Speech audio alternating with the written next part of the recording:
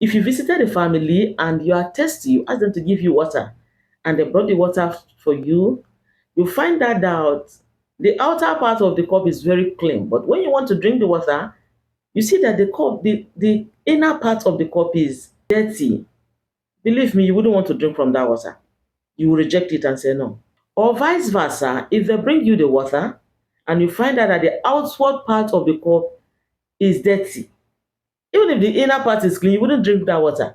You're going to reject it. If God is judging, God expected us to be presentable to Him. Outwardly, we are presentable. Inwardly, we are presentable. All right? So it shouldn't be like hypocrisy, like outwardly you are behaving holy, holy, holy. Bless you, ma. Bless you, sir. But what you are doing behind is disaster. And Jesus spoke about it in the book of Matthew 23, verse 27. He said, woe unto you, scribes and Pharisees, hypocrites, for ye are like white sepulchre, which appear beautiful outward, but within is full of dead men bones and of uncleanness. In 28, he said, even so ye outwardly appear righteous. You appear righteous unto men. Within ye are full of hypocrisy and iniquity. What is the stake of Jesus on this? On a more serious note, is something that you should be concerned about. All right. That is why it is important that the Spirit of the living God should dwell in us.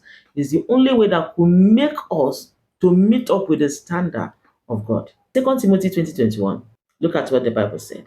If a man therefore purge himself from this, he shall be a vessel unto honor and sanctified, and meet for the master's use, and prepare unto every good work.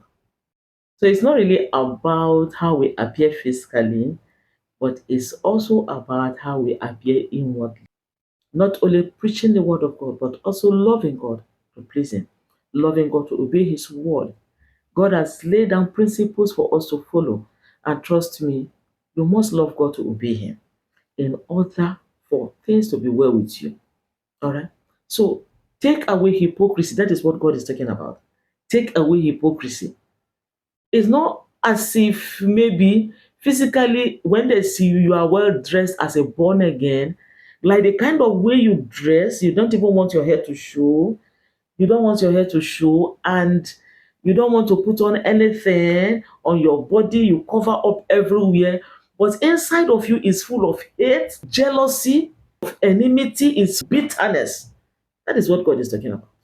Every child of God, you should appear what he professes. It's impossible for you to achieve all of this. If the Spirit of God is not in you, you are just wasting your time. That is what God is talking about. So it's not really all about hypocrisy. It should be all about knowing God. So you can't drink of that cup that is dirty outwardly and inwardly. If it is dirty inwardly, you can't drink of it. If it is dirty outwardly, you can't drink of it. So that is how we are to God.